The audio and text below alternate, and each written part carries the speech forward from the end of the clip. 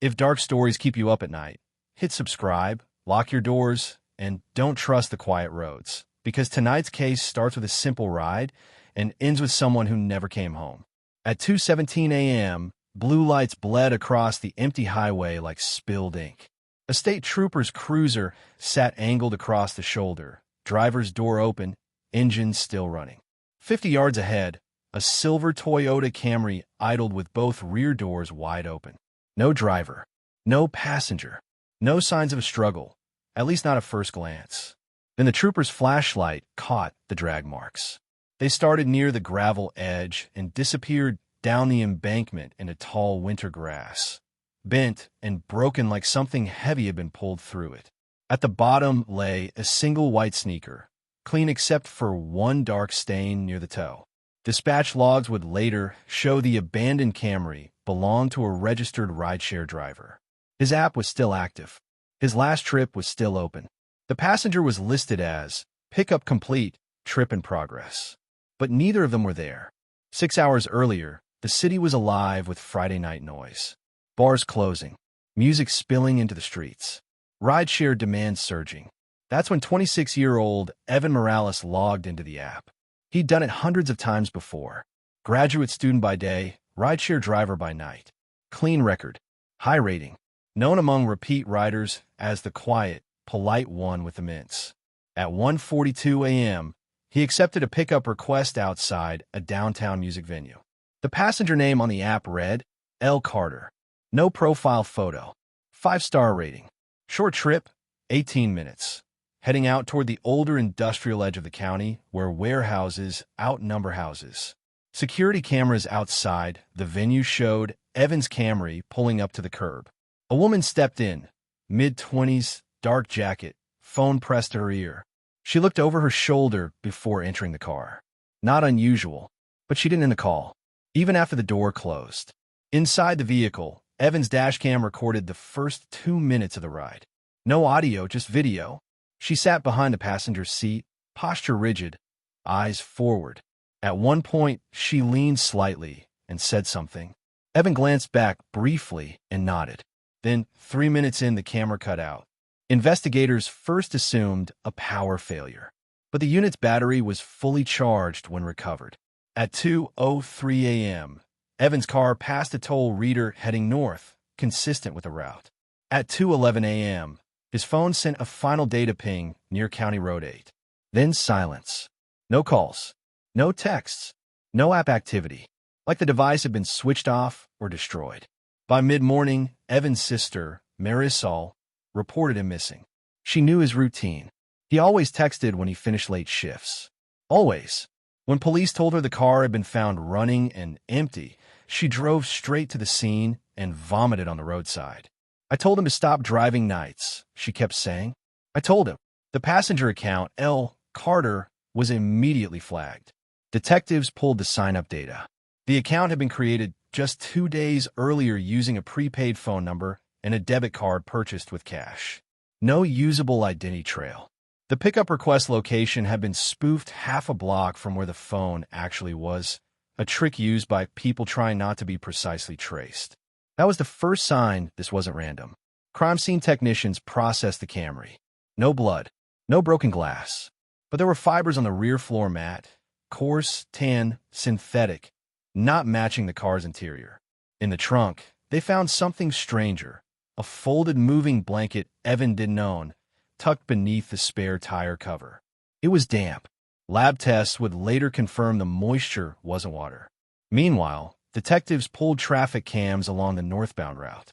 Most showed nothing unusual, until one grainy camera near an old rail crossing captured Evan's Camry, slowing unexpectedly. A dark SUV pulled up behind it, headlights off. The timestamp read 2:14 a.m. The SUV stayed there for exactly 46 seconds. Then both vehicles rolled forward, but only one came out the other side of the frame. The SUV. That changed the case from missing persons to probable abduction. Investigators traced recent similar incidents across 3 states. Rideshare pickups using burner accounts, late-night industrial drop-offs, drivers reporting last-minute destination changes. In 2 prior cases, Driver said passengers tried to redirect them to isolated spots and grew agitated when refused. Those drivers canceled the trips and left. Evan hadn't. Why not? The answer may have been in a message recovered from the rideshare apps in Clipchamp, one Evan never opened. Sent at 1:58 a.m., for minutes before the dashcam cut out. It read, "Plans changed. Take Old County instead. I'll tip big. Don't worry, you're safe." Detective Rowan Hale, lead investigator, didn't like coincidences. 20 years in major crimes taught her one rule. Reassurance from strangers at 2 a.m. usually meant the opposite. She visited the drop-off coordinates listed on the ride. It led to a fenced shipping yard that had been closed for 8 months. Chain locked. No power. No cameras. Tire tracks showed recent activity, but rain later that morning had smeared detail. A nearby truck mechanic reported hearing a woman yelling sometime after 2 a.m., followed by what he thought was a car door slam. He didn't call it in. "You hear stuff at night," he said. "You mind your business." Phone forensics produced a partial breakthrough. The burner number used for the passenger account had connected briefly, just once, to a cell tower near a roadside motel 11 miles south of the rail crossing. Detectives rushed there. Room 214 had been paid in cash. The guest signed in as Laura Carter. Fake name, fake address. But the room wasn't empty when police opened it. Inside, they found 3 phones disassembled on the desk, a stack of printed maps with rural routes circled in red ink. And on the bathroom counter, sitting in plain view, was Evan Morales' missing dashcam. The memory card was gone, and written on the mirror in lipstick were 6 words. Wrong driver. Wrong night. The motel room still smelled of cheap cleaner and overheated wiring when Detective Rowan Hale stepped inside for the second time. Forensics had already dusted, tagged, and bagged everything movable, but the air itself felt disturbed, like whoever had worked here left in a hurry, but not in panic. Panic leaves chaos. This was controlled. 3 dismantled phones lay arranged in a neat row, each missing its SIM card. A portable signal jammer, illegal, military grade, sat inside an open backpack on the chair. That explained the dashcam blackout and the dead phone ping at 2:11 a.m. Whoever planned this knew exactly how to make a vehicle disappear digitally without leaving the road. Hale stood at the sink, studying the lipstick message again in the crime scene photos. Wrong driver. Wrong night. Not a threat. A correction, which meant Evan Morales wasn't the intended target. That realization shifted the entire investigation. The motel manager confirmed the woman in room 214 checked in alone at 11:26 p.m. baseball cap. No luggage. Paid cash. Kept her head down. Cameras caught her once more at 1:31 a.m., leaving on foot toward the highway shoulder, exactly 11 minutes before Evan accepted the ride request. She looked like she was meeting someone, the manager said. Not traveling. Waiting. Back at headquarters, digital forensics reconstructed fragments from the wiped dashcam firmware. Not the video. That was gone, but corrupted thumbnail buffers remained. Tiny ghost images. Blurry. Incomplete. But one frame froze the room. Rear seat. Passenger leaning forward. Arm extended. Metal in her hand. Not a gun. Too short. Too straight. A syringe. Hale felt the case tighten like a wire. Toxicology teams alerted nearby hospitals to report unusual admissions, sedation, paralysis, unexplained collapse, anything that might connect. By late afternoon, a report came in from a private urgent care clinic 2 counties over. At 3:08 a.m., a man arrived disoriented, sweating, pupils constricted, claiming he'd been jabbed by a stranger in a parking lot confrontation. He left before police could interview him.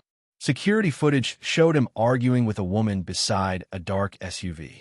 The same SUV model seen behind Evan's Camry. License plate enhancement took hours, but AI sharpening produced a partial 7KQ2. Cross-state DMV filtering narrowed it to 12 vehicles. One registered to a shell construction company dissolved 3 months earlier. Fleet vehicle. No current insurance. No tracking. Pattern forming. Meanwhile, Evan's bank activity showed something strange. At 2:22 a.m., 5 minutes after the SUV separated from his car, his digital wallet attempted to authorize a $4,800 transfer. It failed due to biometric mismatch. Then 2 more attempts failed. Then the account locked itself. Whoever had him tried to force access.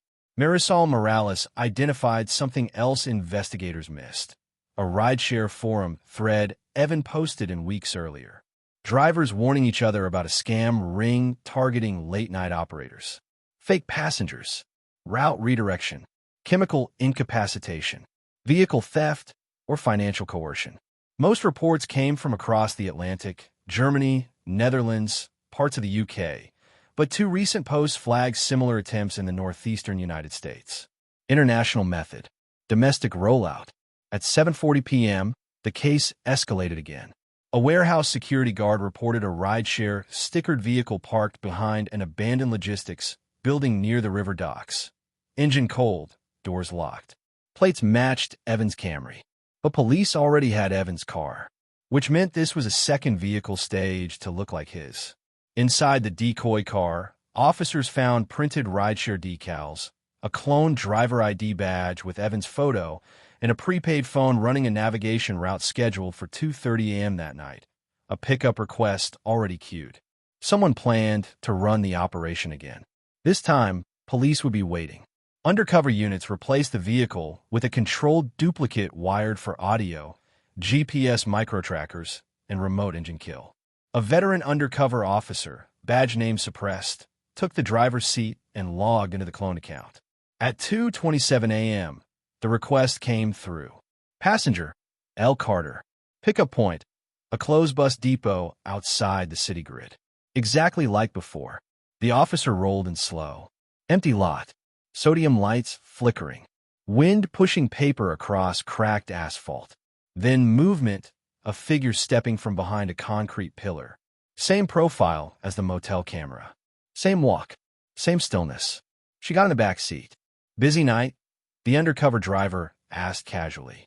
Not for you, she replied. Her voice was calm. Flat. European accent. Faint but present. Traffic units held perimeter 2 blocks out, waiting for confirmation signal. Inside the car, heart rate spiked in 3 different command vans, listening live.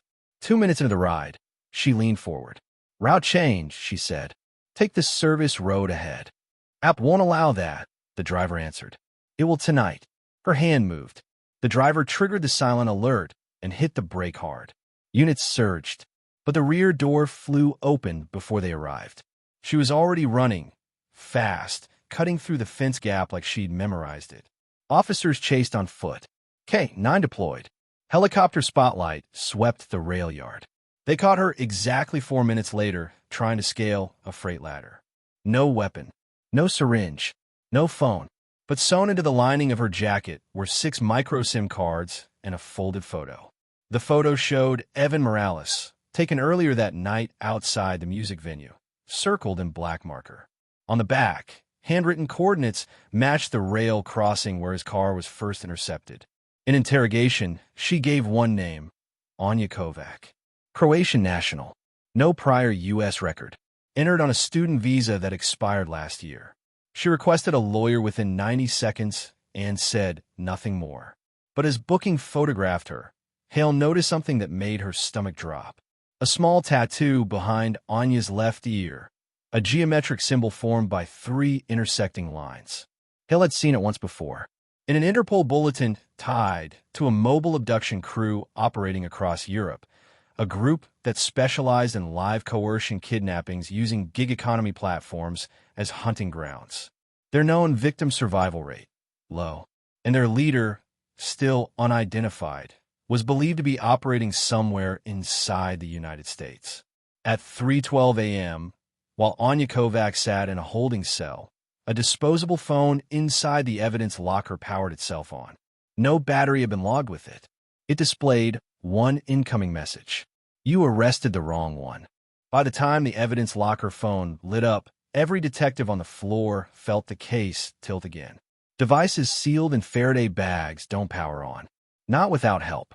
Not without someone on the inside, or someone who understood police procedure well enough to build around it. The message glowed on the cracked screen. You arrested the wrong one. Detective Rowan Hale didn't repeat it out loud. She didn't need to. The room had already gone silent. Cyber forensics isolated the signal burst. It hadn't come through a carrier network. It was injected short range, like a digital whisper. Whoever sent it had been within 300 feet of the building. Watching, they pulled exterior cameras for the last 10 minutes. One vehicle passed slowly along the rear service road. Dark SUV, headlights off, same body profile as the rail crossing vehicle. Plate unreadable. It never stopped, just rolled by like it was counting doors. Perimeter breach, Hale ordered. Now. Units flooded outside. Too late. The SUV was gone. Inside interrogation, Anya Kovac finally smiled when Hale told her about the message. I wondered how long it would take him, she said quietly. Who? Hale asked. Anya leaned back. You think we run this with drivers and syringes and burner phones alone? No. There's always a coordinator. You caught the decoy. Where is Evan Morales? A pause, then the first crack in her composure. Not fear, not guilt. Calculation. Alive when I last saw him, she said. Not useful after the transfer fails. Transfer to who? She shrugged. Whoever paid. Financial crimes rushed the crypto trail tied to the failed $4,800 wallet transfer attempt from Evan's account. That wallet had also received 3 microdeposits weeks earlier, test payments, from a laundering cluster already flagged in an interstate kidnapping for coercion investigation. Victims forced to unlock accounts, forced to authorize loans, forced to record all okay videos before release or disposal. But this cluster had something new, a scheduler node operating out a rented data cage near the river docks. Same district as the abandoned logistics warehouse. Search warrants flew. Tactical teams moved before dawn. The data cage facility looked like any other. Rows of humming racks, blue LEDs blinking like distant cities at night. But Cage B-17 didn't match the lease file. Power draw, too high. Cooling too strong. Inside they found a portable server stack, signal relay gear, rideshare API scrapers, and a live dashboard showing active drivers across 3 states, each tagged with color codes. Green, low risk. Yellow, profitable. Red, vulnerable. Evan Morales' name was still on the board. Tag red. Behind the server rack sat a rolling whiteboard covered in route maps and time windows. One location circled twice, an old barge repair yard on a dead stretch of river where jurisdiction lines overlapped and response times lagged. Hill didn't wait for full team assembly. They rolled lights out. The yard smelled like rust and wet rope. Barges sat skeletal in the fog. One warehouse had power, faint, leaking through broken upper windows. Thermal drone sweep showed 2 heat signatures inside. One standing, one prone. Entry was fast and violent. The standing man reached for a detonator, not for explosives, but for a hard drive purge charge wired into a laptop. A marksman round shattered his wrist before he could press it. The device clattered away, sparking. On a chair near the far wall sat Evan Morales, zip-tied, conscious, eyes wild but alive. And 4-line hung from a portable saline bag. Chemical sedation protocol. Measured. Professional. Paramedics cut him free while Hale stepped over to the suspect, writhing on the concrete floor. Mid-40s. Clean beard. Work jacket. No panic, just anger at interruption. Name, Hale demanded. He laughed through the pain. You already know the company name. That's enough. They did. His prints matched a consultant tied to multiple gig platform logistics audits across Europe. Access to routing systems, fraud detection thresholds, driver behavior metrics. He didn't hunt randomly. He hunted statistically.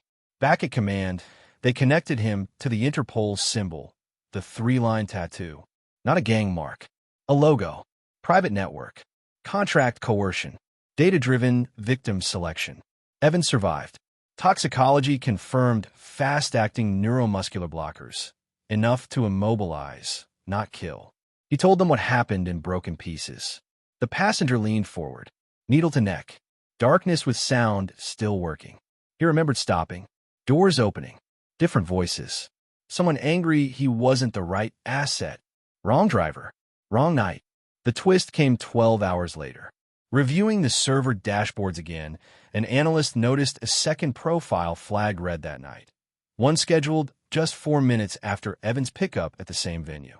A different driver. Different car. Canceled trip. System error. That driver was a federal financial crimes investigator working undercover rideshare to map money mule routes. Evan hadn't been the target. He had been the near miss.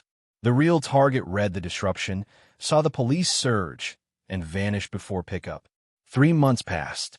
Trials began. Headlines faded. The network arrests were called a success. Anya Kovac took a plea.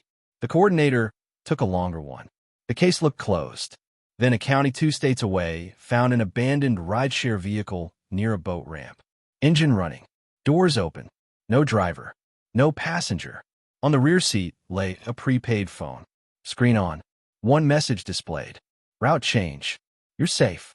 And behind the driver's headrest, stitched into the upholstery, investigators found a small geometric symbol. 3 intersecting lines. They thought the ring was broken. It wasn't. If you think this story was intense, you're not ready for the next one. Hit subscribe so you don't miss it.